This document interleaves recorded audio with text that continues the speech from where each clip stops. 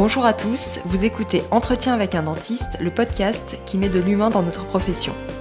Aujourd'hui, vous allez découvrir un nouveau format, une série de 3 épisodes avec des regards croisés de témoignages et d'experts. Grâce à ce format, nous pourrons aborder des thématiques peu abordées dans notre cursus, que ce soit à l'université ou en formation post-universitaire. Des sujets qui nous font souvent défaut, et ce manque nous éloigne peu à peu du côté humain de notre métier, ce qui lui donne tout son sens, le soin. J'attends vos retours avec impatience, n'hésitez pas à me partager vos idées de thématiques sur les réseaux sociaux, sur ma boîte mail entretienavecundentiste@gmail.com ou par le biais de la toute nouvelle newsletter qui sortira très prochainement. Vous pouvez dès à présent vous y inscrire sur le site internet d'Entretien avec un dentiste et aussi sur le lien que je vous ai mis dans le descriptif de l'épisode. Avant d'écouter cet épisode, je vous recommande l'écoute de l'épisode 1, les prémices du burn-out. Dentiste en burn-out. Épisode 2, au fond de l'abîme. Je suis Florence Etcheverry, chirurgien dentiste, journaliste et productrice de ce podcast.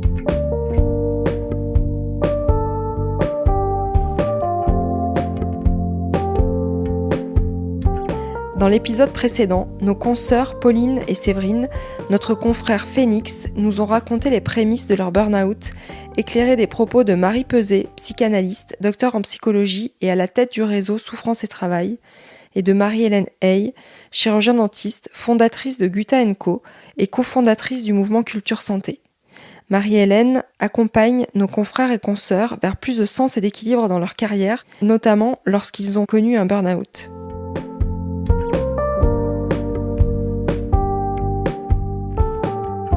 Dans cet épisode, vous découvrirez ce qu'il se passe lorsque la machine s'emballe et que le corps lâche pour dire stop à ce flot de pensées incessant. Après le déni, vient cette phase de sidération, où la personne ne peut rien faire d'autre qu'attendre que son cerveau et son corps se réparent, comme une maison qu'on reconstruirait brique après brique. Tu peux pas en fait bousiller ta vie pour ton travail. J'ai eu une prise en charge spécifique. Un petit peu un soulagement. La chaleur du soleil sur la peau. Le fait de prendre soin de cet animal, c'est comme si je prenais soin de moi. En définitive, le cabinet ne correspondait plus à ce que je souhaitais. J'avais l'impression de servir à rien. Moi, j'étais en arrêt. Cette remontée, elle n'est pas logarithmique.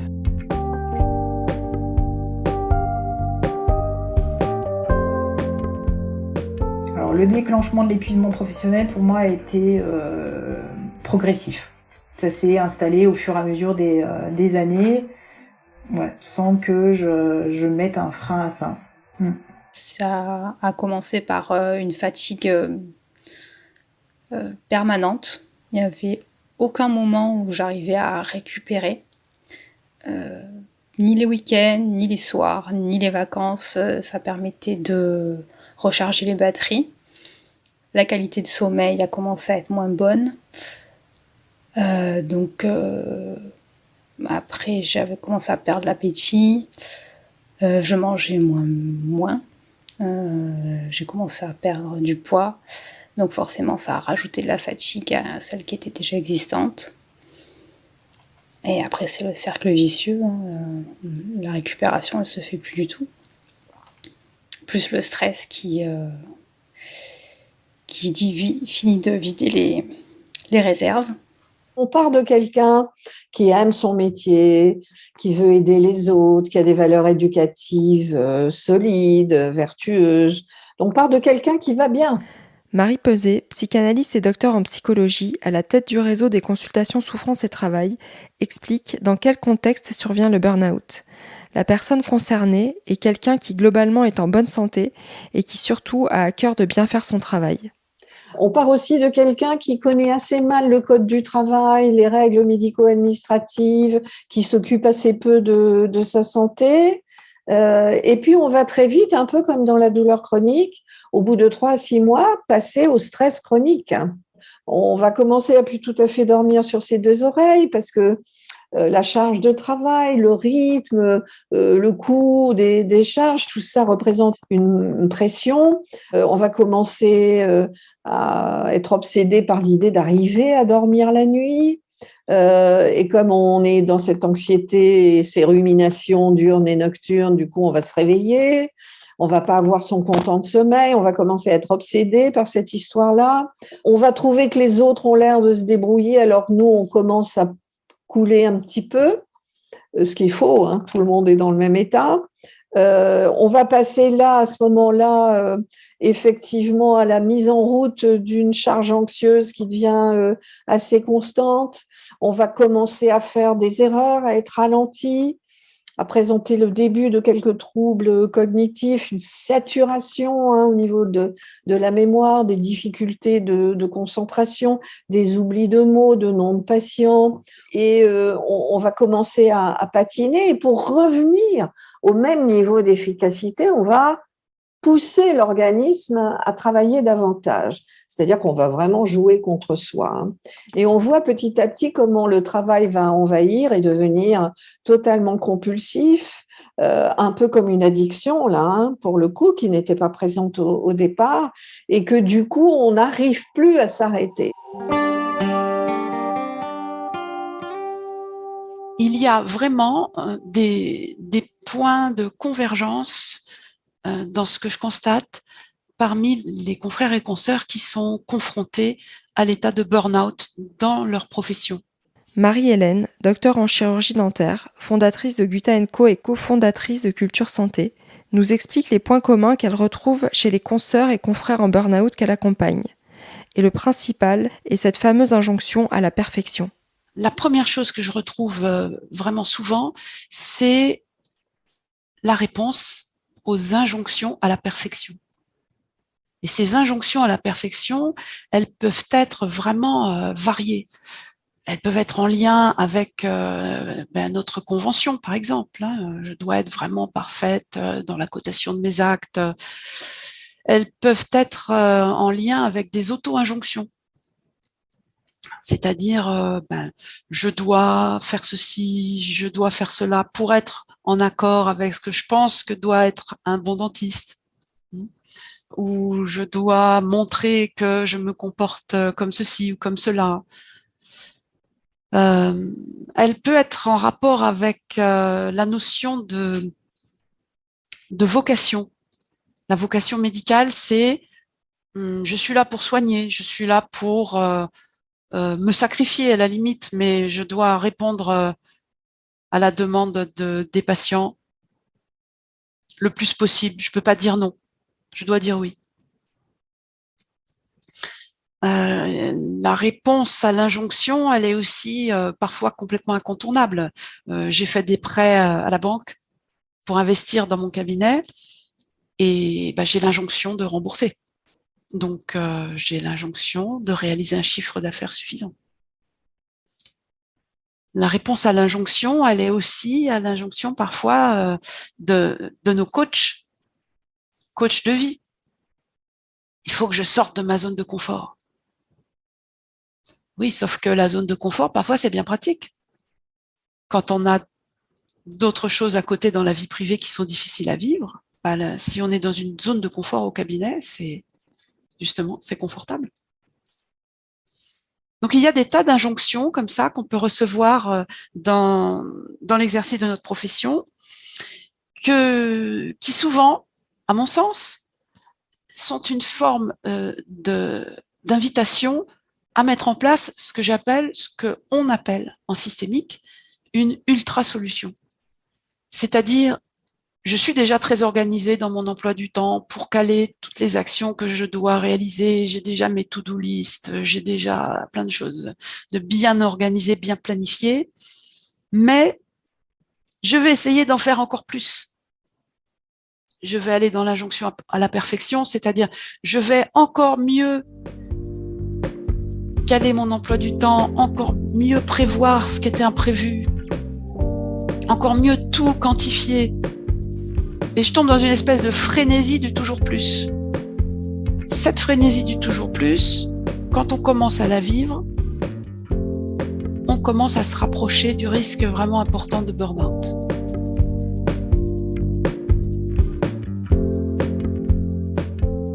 Oui, je pense qu'on peut avoir un épuisement professionnel par un manque de reconnaissance et qu'on se sent un petit peu en marge.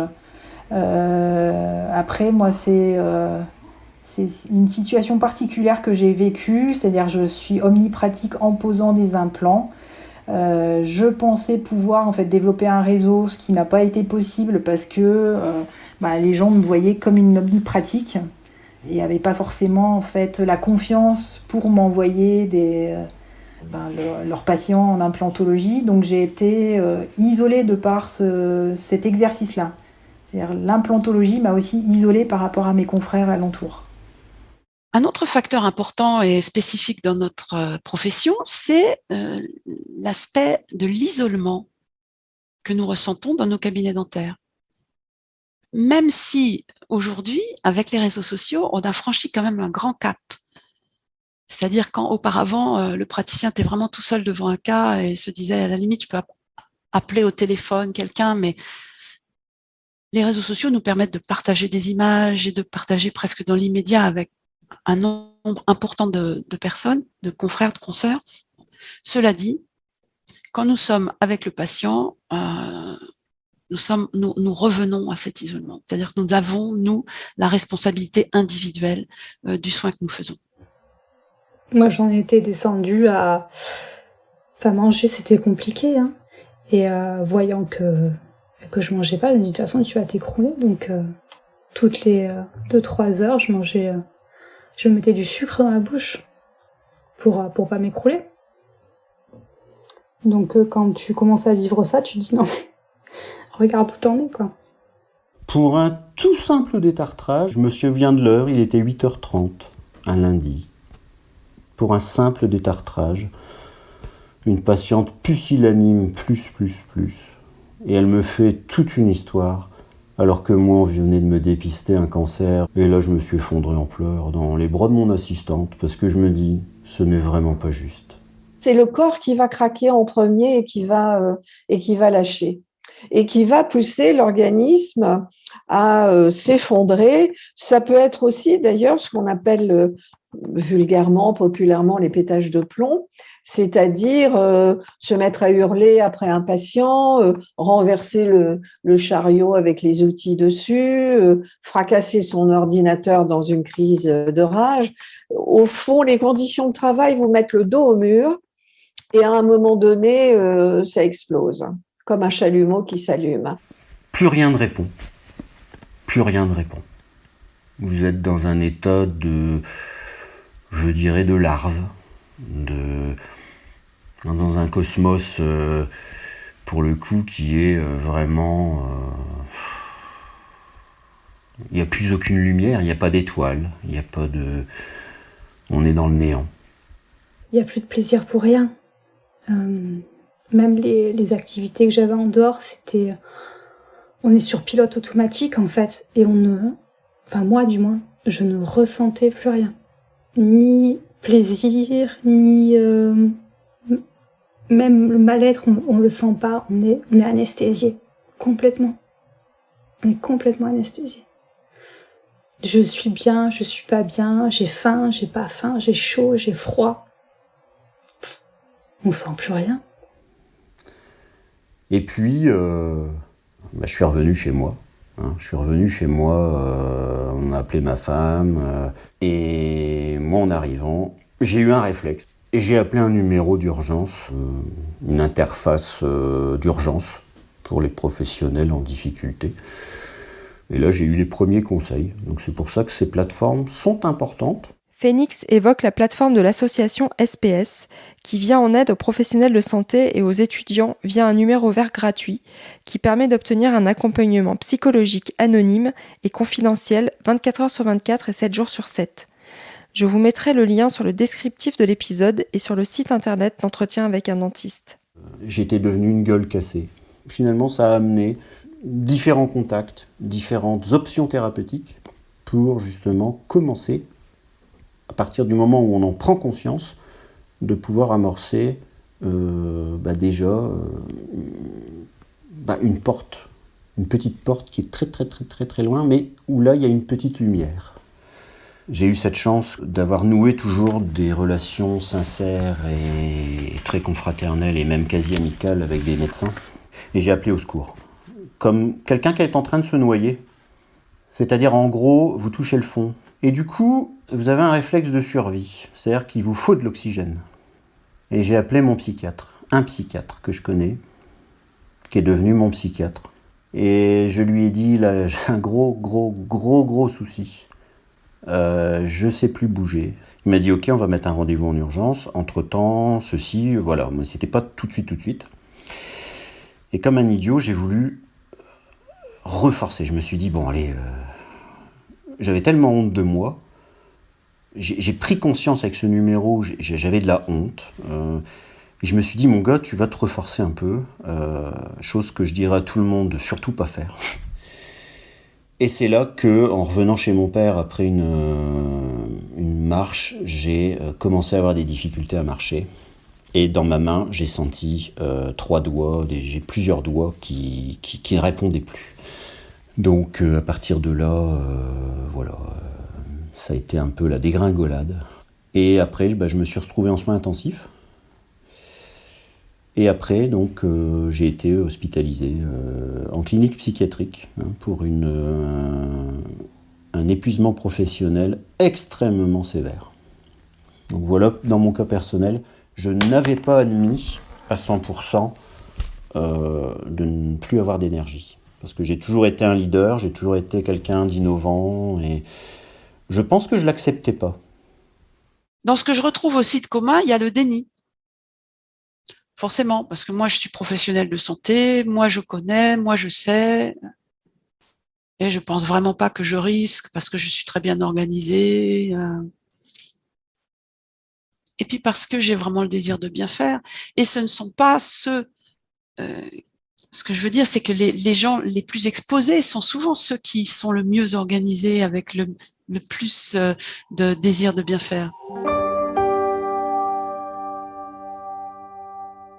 Une laideur, gueule cassée, légumes. Voilà en gros ce que j'étais devenu, à mes yeux, mais aussi malheureusement aux yeux des autres. Et une fois que l'hospitalisation a été faite, je dirais qu'après, ça a été mieux déjà. D'être sorti du contexte professionnel, je pense que ça a été vraiment salvateur. Si vous êtes salarié, je le rappelle, les médecins conseils qui sont très soucieux de ce qui se passe ont inventé des solutions. On peut faire un bilan de compétences pendant l'arrêt maladie, on peut faire une formation pendant l'arrêt maladie pour rebondir sur un autre secteur. On peut faire des essais encadrés tout en étant en arrêt de travail. On peut déclarer un burn-out en accident du travail. On a eu 30 000 l'année dernière. Pour toute la partie des dentistes qui sont dans un contexte de salariat, il y a des solutions extrêmement fortes. Pour les autres, c'est la prévoyance qui couvre vraiment d'emblée tous les risques, c'est très important. Je ressentais de la culpabilité, une perte de confiance en moi. Pour moi, tout venait de moi, en fait. Voilà, vraiment une très grosse perte d'estime de moi-même. C'est ça qui me bloquait. Nous craquons tous au travail dans tous les secteurs socio-professionnels, quel que soit l'âge, quel que soit l'investissement dans le métier. Et donc, c'est important de clarifier cette affaire, car la première cause de suicide dans les burn-out, c'est la culpabilité, c'est le fait que celui qui est en burn-out va le vivre comme un drame intime, personnel, comme une insuffisance individuelle, alors qu'il s'agit de la psychopathologie des violences collectives. Et donc, pour faire cesser dès la première consultation le sentiment de culpabilité et donc le risque suicidaire, ce qui est important, c'est de mettre en place un entretien spécialisé pour faire prendre conscience à la personne qui est en épuisement professionnel que ce qui est en jeu, ce sont les nouvelles organisations du travail. Ça, c'est un point central. Alors, à quel moment j'ai pu mettre un mot sur l'épuisement professionnel ? C'est quand j'étais tellement lasse les matins que j'avais l'impression de pas avoir dormi de la nuit, que à la fin je pleurais quand j'arrivais au cabinet et je me jetais dans les bras de mon assistante en disant j'y arrivais plus. Là, au bout d'un moment, je me suis dit c'est plus possible. Là. il y a quelque chose à faire, tu peux pas en fait bousiller ta vie pour ton travail. Je pense que pour moi, l'enfermement, c'est à un moment donné, vous n'avez plus d'énergie, vous vous dénigrez, tout ce que vous faites, vous le voyez noir, vous vous culpabilisez de ne pas avoir su gérer votre carrière, vous vous culpabilisez de tout. Et à un moment donné, vous êtes tellement en repli fœtal que vous vous enfermez. Et cet enfer qui vous ment peut arriver à des moments qui vous dépassent et qui, là, peut arriver à des passages à l'acte où, là, en tant que professionnels de santé, nous devons être vigilants pour les autres. L'environnement professionnel et familial joue un rôle important. Parce que quand on voit quelqu'un se connecter le soir, se connecter les week-ends, se connecter pendant les vacances, et ne plus arriver du tout à s'extraire du travail, là, il faut attraper la personne par la racine des cheveux, le mettre devant le test et le passer avec lui pour qu'il se rende compte de toutes les étapes par lesquelles il est passé. De septembre à mars, je me suis vraiment repliée sur moi-même. Plus ça allait, plus je me renfermais, moins j'en parlais, et plus l'effet se décuplait. Même si on a maintenant des cabinets de groupe, on est quand même hyper isolé dans notre métier. C'est-à-dire chacun gère son cabinet sans forcément avoir de contact avec son confrère ou sa consoeur qui est installé dans la même ville. J'en ai pas vraiment parlé autour de moi, ni à mon conjoint, ni au cabinet. Mon conjoint voyait bien que j'allais mal et que j'étais de plus en plus stressée. Après, il avait quand même du mal à lui à prendre du recul par rapport à ça et à vraiment savoir ce qui se passait parce que j'en parlais très peu. Donc pour lui, c'était difficile de pouvoir comprendre aussi. C'est vrai que la place de l'entourage, des personnes qui sont les plus proches du praticien de santé en état de burn-out, cette place est vraiment très, très importante. Qu'est-ce que peut faire la personne qui est à côté du praticien en burn-out ? Je dirais la première chose, c'est d'accepter l'évidence. Son corps l'a lâché. Il n'est pas là en train de se plaindre. Il est là parce qu'il est obligé d'être là, à la maison, sans activité. Il n'a pas d'autre choix. Alors j'en ai parlé à une amie qui est aussi dentiste.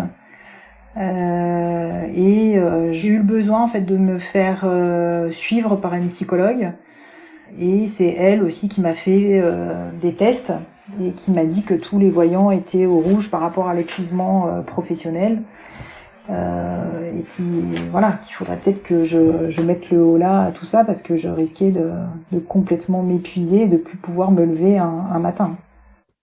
La personne qui est en état de burn-out, elle n'est pas invitée à se reposer. Elle est obligée à attendre. Donc l'environnement,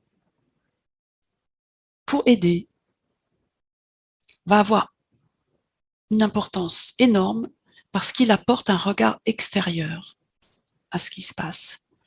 La personne qui est en état de burn-out, elle est confrontée à elle-même, elle est dans cette plongée face à elle-même, et elle n'a plus la capacité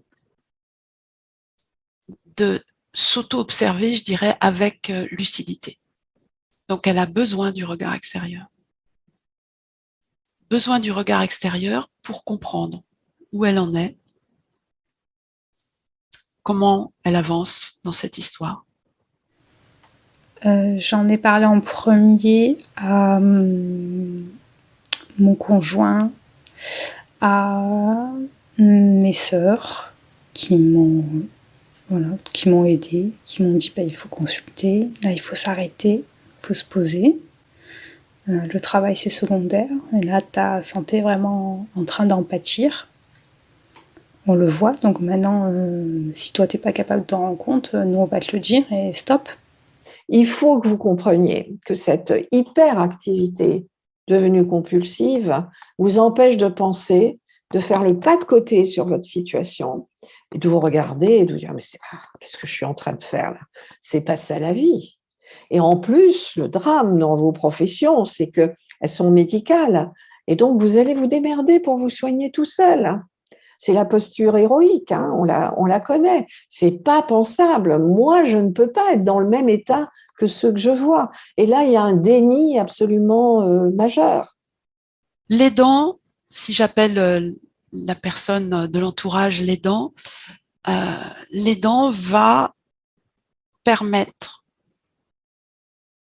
de sortir du déni et d'inciter la personne en burn-out à aller consulter, parce que c'est la première chose à faire. Aller consulter, ne pas rester tout seul avec ça et prendre un avis de professionnel. L'aidant ne remplace pas le professionnel. C'est très important que la personne en état de burn-out prenne rendez-vous avec un professionnel. Ça veut dire que ça commence par son médecin généraliste qui va faire une consultation et va donner une ordonnance. Et dans cette ordonnance, il va y avoir un arrêt de travail. Et commencer par concrétiser ce qui se passe par un arrêt de travail, c'est important. Puis mettre en route le système de protection sociale. Parce qu'il n'est pas toujours évident pour la personne qui se retrouve en état de burn-out d'accepter l'idée d'aller consulter et d'accepter l'idée de recevoir un arrêt de travail. Et encore plus, après, de l'envoyer, on dit officiellement, en disant « je suis en arrêt de travail ». Parce que souvent, la personne s'arrête de travailler, mais elle ne fait pas marcher sa protection. Elle s'arrête en disant « là, j'en peux plus, il faut que je peux pas y aller ». Mais je suis encore quelque part dans le déni, je fais pas marcher ma protection. Donc le rôle de l'aidant, ça va commencer par là. Ça va être aussi de lui dire, bon ok, là, ça s'appelle un burn-out. Et ce qui caractérise le burn-out, c'est qu'on ne sait pas combien de temps tu vas avoir besoin pour récupérer. Alors, auprès de qui j'ai trouvé de l'aide, là aussi, c'est le relationnel. C'est le relationnel, en premier, ma femme. J'ai cette chance qu'elle n'a pas quitté le bateau. C'est tellement dur pour l'entourage que certains conjoints n'ont pas cette force de rester. Moi, elle a fait le choix de rester. Elle m'a aidé, elle m'a compris. Elle m'a surtout pas dit, comme certains, dans certaines familles, bon allez, secoue-toi un peu, ça va aller mieux. Hein. Il a mal vécu parce que il se sentait coupable en fait de pas avoir vu le déclin, pas avoir vu des signes avant-coureurs ou d'avoir été à côté et de rien avoir fait avant. Alors qu'il n'aurait pas pu faire grand-chose, hein, déjà. Ça a été mon premier point, c'est ma famille, mes enfants. Et au niveau professionnel, ma famille professionnelle. Et je les ai vus pleurer. Ah, ça m'a touché. Ils sont venus et beaucoup d'émotions. Et à un moment donné, quand je commençais à aller mieux, ça sonne à la porte. Et ils sont venus me fêter mes 50 ans. Et là, j'ai ressenti ce que c'était la vraie chaleur humaine, les vraies valeurs. J'ai ressenti beaucoup de choses. J'ai ressenti l'essentiel. Et je me dis, pour remonter, il faut du temps. Donc, on rebranche la prise sur le secteur. Et cette prise-là, c'est de se dire, c'est l'amour de sa famille, c'est la nature, c'est d'aller faire une petite balade, voir le soleil se lever, voir un coucher de soleil, voir les oiseaux qui chantent, les arbres, des choses simples. Donc, ce que peut dire l'aidant, c'est va voir des pros, prends le temps qu'il faudra. On ne sait pas combien de temps ça va prendre. On se donne tout le temps qu'il faudra. Tu n'as besoin de rien faire. On attend, c'est tout. 100% de ta tâche de travail, on s'en occupe. Et ensuite, écoute le corps. Parce que dans le burn-out, le corps parle. Le corps m'empêche. Donc, écoute le corps, écoute ce qui se passe. On va se mettre à l'écoute rechercher des sensations, rechercher des ressentis, dialoguer avec. Et puis surtout, le moment du burn-out n'est pas le moment de poser des décisions. Ce n'est pas le moment pour dire « je choisis de faire ceci, je choisis de faire cela ». Le moment du burn-out, c'est un moment de réparation. Plus tard, quand on ira mieux, on prendra les décisions qui iront bien.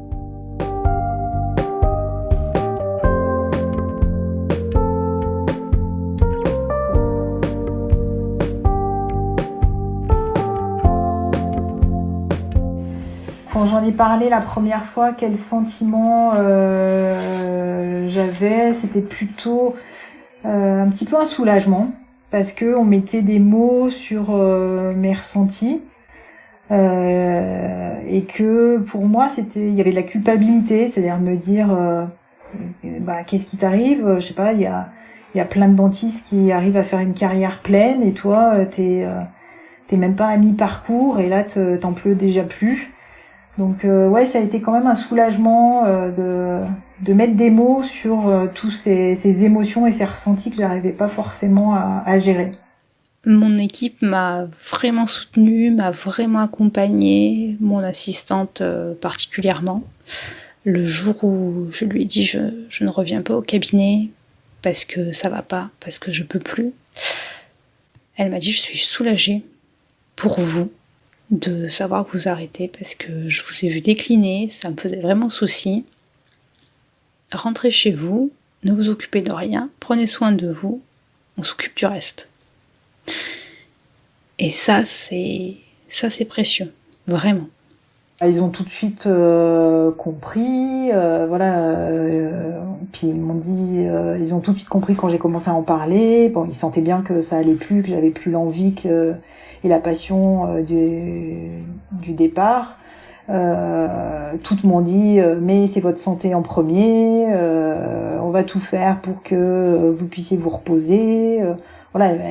Il y a même une assistante qui m'a dit mais prenez du temps pour vous, arrêtez-vous 2-3 mois, on arrivera à gérer le cabinet. Enfin voilà, tout était dans la compassion et voulait m'aider par rapport à ce souci-là pour que ça puisse bien se passer pour moi et que je puisse remonter quoi. Ça m'a vraiment rassurée de voir qu'en m'arrêtant, le cabinet continuait à tourner, que les patients était quand même soigné, que le cabinet faisait son chemin, qu'administrativement parlant, c'était fait. Oui, ça m'a vraiment rassurée, ça m'a vraiment fait du bien. Ça m'a ouvert les yeux aussi sur le fait que on n'est pas indispensable et que ça tourne quand même.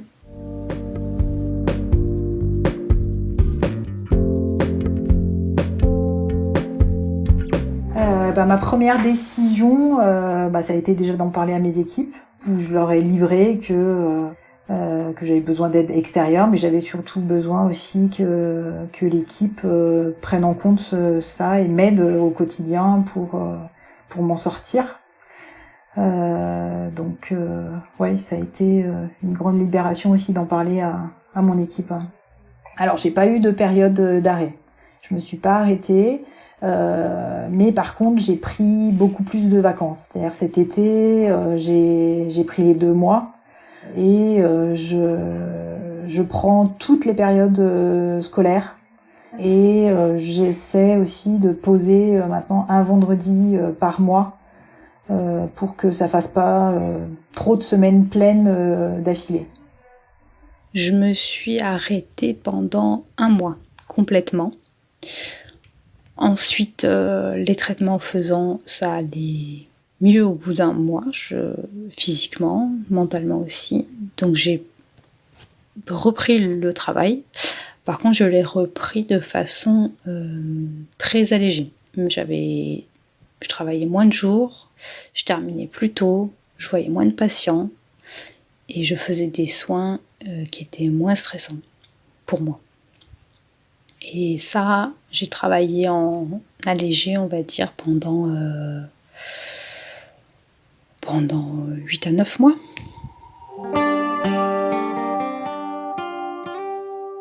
Le fait d'être en libéral, oui, ça a influencé ma décision. Je pense que j'aurais pris un petit peu plus de temps pour me requinquer si j'avais été salariée ou si j'avais eu des solutions différentes.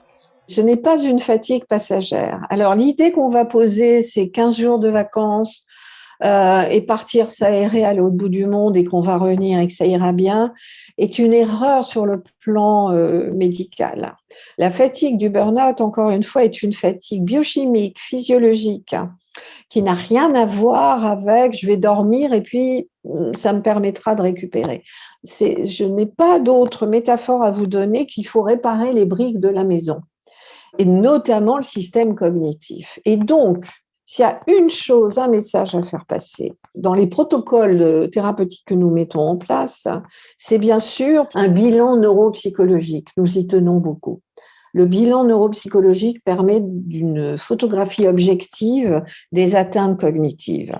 Elles sont effrayantes et dangereuses, car quand vous êtes un soignant, quel que soit votre secteur, si vous ne raisonnez plus bien, si votre concentration, votre logique et votre mémoire sont atteintes, ça va se retourner contre vous. J'ai arrêté une première fois 6 mois. Et mon équipe qui a fait bloc, ils ont fait les pieds et les mains, ils ont remué ciel et terre pour trouver une remplaçante. Donc ce qui a été heureusement le cas. Jusqu'au jour où je me suis dit, je vais me resocialiser. Parce que vous êtes tellement en repli fœtal que du coup, vous n'osez plus aller faire vos courses.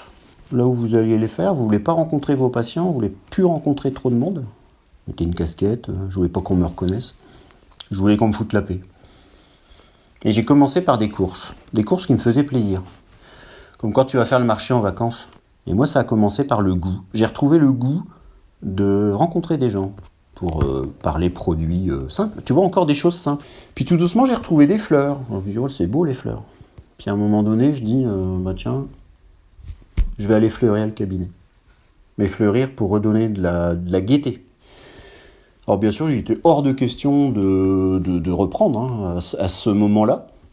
Et le trajet que je ne pouvais plus faire, et d'ailleurs je ne pouvais plus voir mon cabinet, comme on dit classiquement en français, en peinture, j'ai réussi tout doucement à le refaire le trajet à vélo, jusqu'au moment où j'ai retrouvé le goût de me dire, tiens, je vais retenter, mais plus du tout en dentisterie omnipratique, chirurgie, etc., mais refaire une activité annexe. Et là, j'ai demandé à mon médecin psychiatre, qu'est-ce que vous en pensez si je ne reprendrais pas un mi-temps thérapeutique? Et c'est ce qui s'est passé. Et ça, c'est ce que je conseille à tous mes consoeurs confrères qui veulent reprendre, c'est qu'au moment donné où vous sentez le goût qui revient, alors allez-y. Mais allez-y prudemment et en mi-temps. Alors, comme suivi pour m'aider, donc j'ai certaines nuits qui sont très hachées, donc c'est vrai que de temps en temps, je prends un quart de Xanax là pour dormir quand je sens que vraiment j'ai passé plusieurs nuits où ça a été compliqué. Pour être un peu plus reposée, je m'autorise à prendre en fait des choses pour dormir de temps en temps. Je suis suivie par un psychothérapeute qui m'a fait des séances aussi d'hypnose. Et par contre, ce qui m'a beaucoup aidé, je me suis offert en fait un bilan de compétences avec Marie-Hélène, et en fait elle me suit depuis 1 an et demi, et au début on avait des séances en fait toutes les semaines où elle a mis aussi des mots sur ce que je ressentais, sur le pourquoi en fait de tout ça, de cet épuisement, de ce que ce qu'il y aurait à mettre en place, quelles étaient aussi mes passions, qu'est-ce qui pouvait me sortir en fait de cet état-là. Ça m'a beaucoup aidé. Ouais, je pense que c'est ça le plus.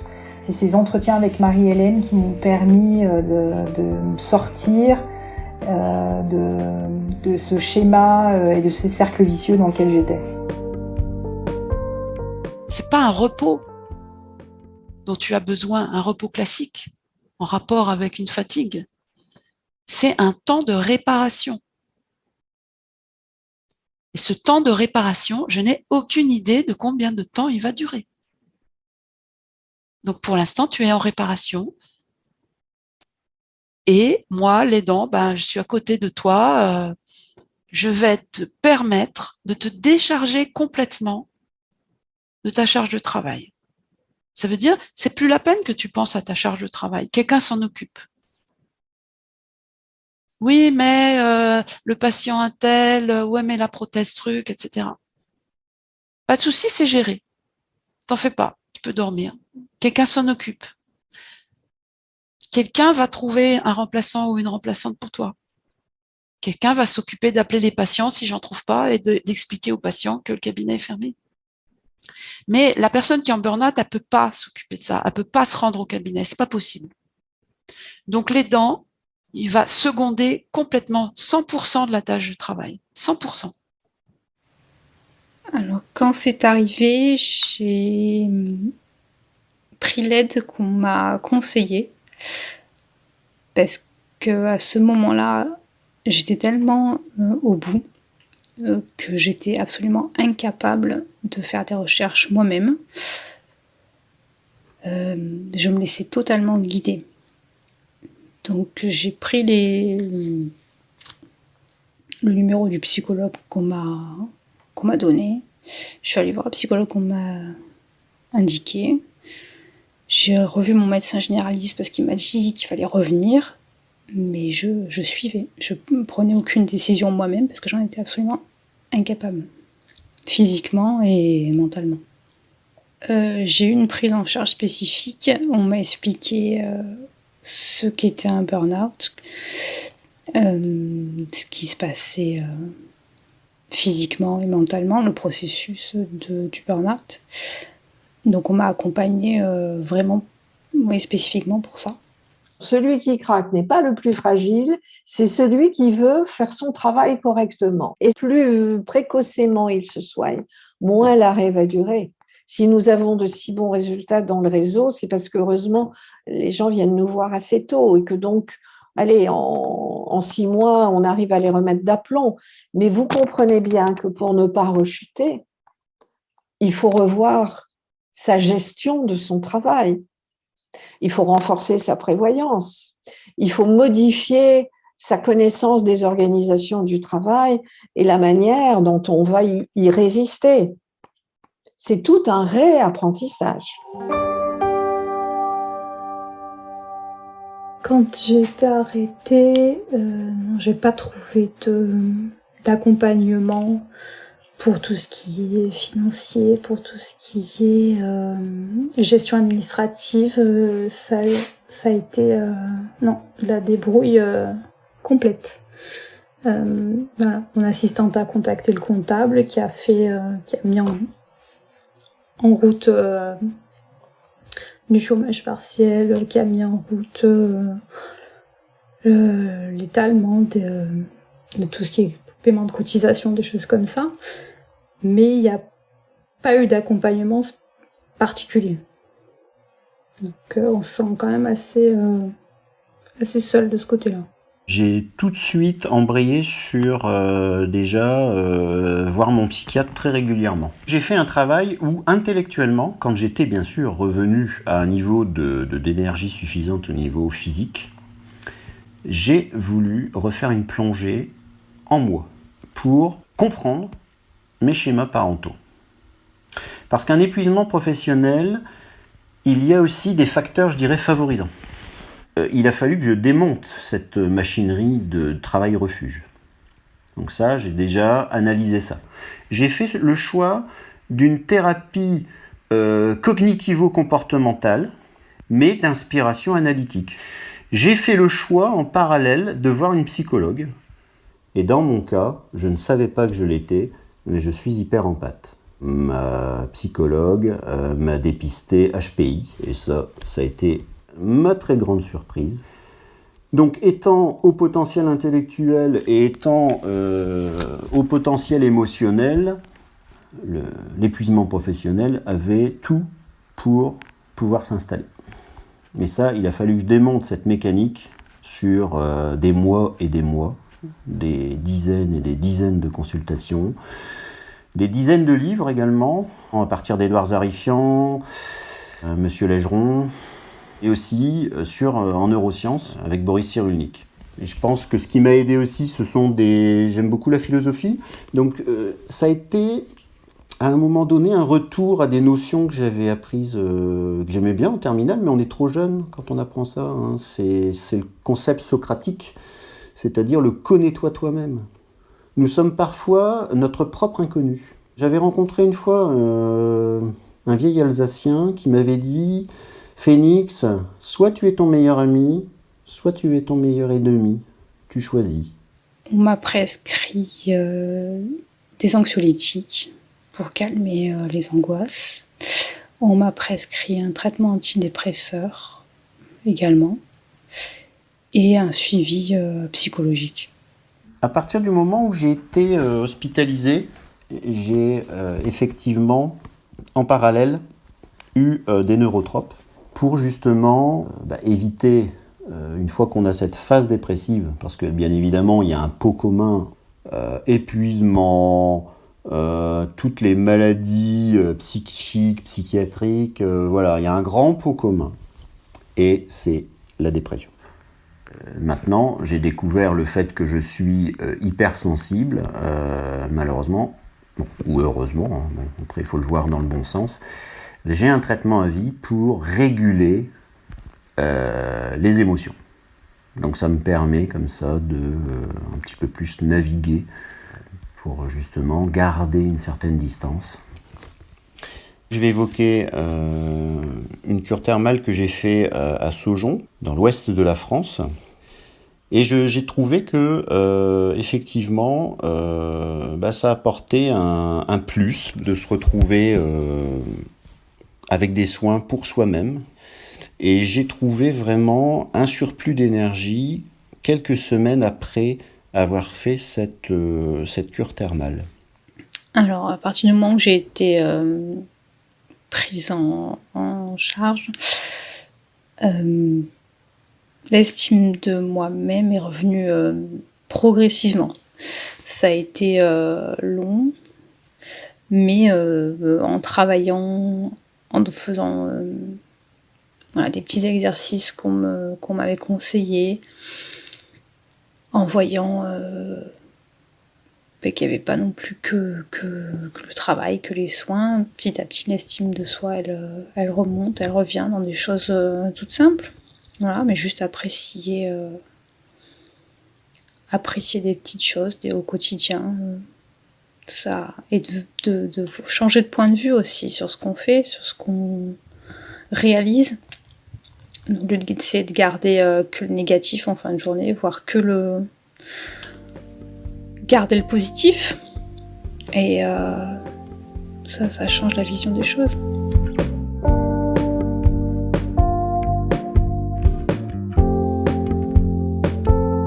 Alors j'ai beaucoup lu sur le sujet, moi je lis beaucoup, donc c'est vrai que j'ai lu pas mal de choses.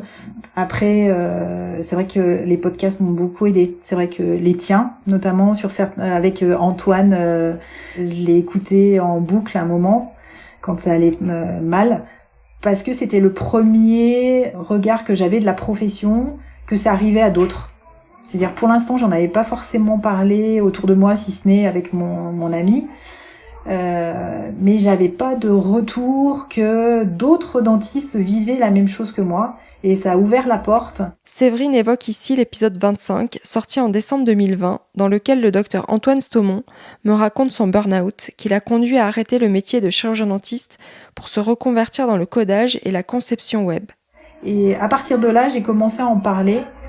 Et c'est là où j'ai eu des retours d'autres dentistes qui étaient dans la même situation que moi, et cet échange-là aussi m'a fait du bien. C'est-à-dire se dire que voilà, c'est pas exceptionnel, c'est-à-dire t'es pas un cas unique et ça arrive à d'autres. Et on a une profession qui est complexe, qui est multiple et qui fait que on peut se retrouver dans ce genre de situation à ne plus pouvoir gérer. Ouais. Quand j'étais en arrêt, ce qui me faisait vraiment du bien, c'était des choses toutes simples. C'était être dehors, sentir la chaleur du soleil sur la peau, le vent sur le visage, regarder le ciel, les nuages, la nature, juste des choses toutes bêtes comme ça, mais se rendre compte que il y a autre chose, quoi. Dans les conseils que je donne, c'est de se confronter à la beauté, c'est-à-dire d'être dans la passivité devant de la beauté. La beauté, ça peut être des œuvres d'art, quelles qu'elles soient. Ça peut être la nature. Ça peut être se rapprocher d'un animal. Mais globalement, ça n'est pas des actions. C'est juste être. Et ça, c'est sûr que le praticien, le chirurgien dentiste, il a besoin d'être aidé pour accepter ça, parce que le chirurgien dentiste, en général, il a des emplois du temps qui sont blindés. Et l'idée de se trouver confronté au néant de son emploi du temps, c'est pas simple. L'équithérapie a été vraiment un déclencheur de mieux-être émotionnel. Et le contact avec un cheval m'a littéralement bouleversé. Le fait de prendre soin de cet animal, c'est comme si je prenais soin de moi. Quand je le pensais, j'avais l'impression que lui, il me pensait. Alors, il n'y a pas plus hyper empathe qu'un cheval. Et donc, ça a été une révélation pour moi, donc je me suis mis à l'équitation. Et thérapeutiquement, ce qui m'a aidé aussi énormément, c'est à développer un art plastique. L'art plastique, ça vous donne de l'essence pour l'art. Et après, vous revenez à la dentisterie. Moi, j'avais perdu le goût de bricoler, j'avais perdu le goût de créer, j'avais perdu le goût de menuiser, j'avais tout perdu. Et le fait de faire un art plastique, ce sont des choses simples. On peut évoquer la poterie, on peut évoquer jardiner pour ceux qui ont un jardin, de la peinture sur verre, peu importe. Mais le toucher, c'est vos mains qui vont reguider votre cerveau et votre cerveau va reguider vos mains après pour vos actes. À ce moment-là, quand vous sentirez que, au niveau cérébral, vous vous dites « Ah bah tiens, ça me plaît, je vais continuer », et tout doucement, à un moment donné, vous aurez envie de retravailler. Mais il faut du temps. J'ai senti que je commençais à refaire surface quand le cabinet a commencé à me manquer. Quand j'avais l'impression de ne plus être utile à personne. Voilà, là, je me suis dit, ça te manque en fait. J'avais l'impression de servir à rien. Moi, j'étais en arrêt. Alors, ce qui m'a permis en fait de refaire surface, c'est ce travail que j'ai fait, ce bilan de compétences, c'est-à-dire mettre des mots sur aussi mes valeurs, c'est-à-dire est-ce que mon exercice actuel est en concordance avec mes valeurs. Et je me suis aperçue que il y avait des choses qui allaient à l'encontre, c'est-à-dire mon exercice allait à l'encontre de certaines de mes valeurs, et que je pense que je luttais tous les jours pour faire ce métier malgré mes croyances. Donc je pense que c'est une lutte aussi de tous les jours. Et ce qui m'a aidé, c'est aussi de me dire que en définitive, le cabinet ne correspondait plus à ce que je souhaitais, et de me donner le droit d'exprimer le fait de vouloir quitter le cabinet à terme. Et de pouvoir en fait l'annoncer à mes équipes, c'est-à-dire parce que ça a tramé dans ma tête depuis un petit moment, mais je me donnais pas en fait ce droit-là, c'est-à-dire en me disant c'est ton bébé, c'est toi qui l'as créé, tu peux pas abandonner tout le monde. Tu fais vivre tes salariés, et voilà, le fait de prendre cette décision, de me dire potentiellement t'as ce droit-là de quitter et d'arrêter en fait ton exercice au sein du cabinet, ça m'a beaucoup libérée. La remontée n'est pas un long fleuve tranquille. Il est important de laisser le stade de la consolidation, et là je fais vraiment très attention en ce moment, parce qu'il y a un peu l'euphorie qui revient quand on retrouve de l'énergie, et ça faut faire attention, et je me gendarme là-dessus. C'est que tout allait très bien, j'avais repris confiance, j'étais vraiment, je revenais bien, etc. Et là, il s'est passé quelque chose de complètement débile. Comme beaucoup de chirurgiens dentistes français, on a été victime d'un cambriolage, et j'ai récidivé. j'ai récidivé, avec une phase un petit peu, je dirais, je voyais le mal partout, quoi. Avec le Covid, Mon psychiatre m'a dit, je pense qu'on n'a pas vu que vous aviez besoin de plus d'arrêt. J'ai repris trop vite. Cette remontée, elle n'est pas logarithmique, c'est ça le problème. Elle est vraiment avec des paliers parfois, et parfois aussi avec des petites descentes. Je fais attention en ce moment, parce que je sais que c'est une période délicate de la consolidation.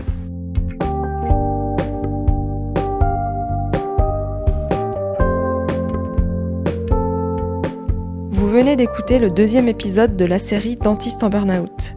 Dans le prochain et dernier épisode, Phénix, Pauline et Séverine nous expliqueront comment ils ont refait surface après cet effondrement, comment ils ont repris confiance en eux et repris goût à la vie. Le montage est de Pauline Bussy, le son libre, l'illustration a été réalisée par Guillaume Denot, dans les dents, et la musique composée par Sarah Boom, produite, arrangée et mixée par Maxime Wathieu. Merci à Pauline, Séverine et Phénix d'avoir eu le courage de témoigner, ainsi qu'à Marie Peset et le docteur Marie-Hélène Hay pour leur expertise.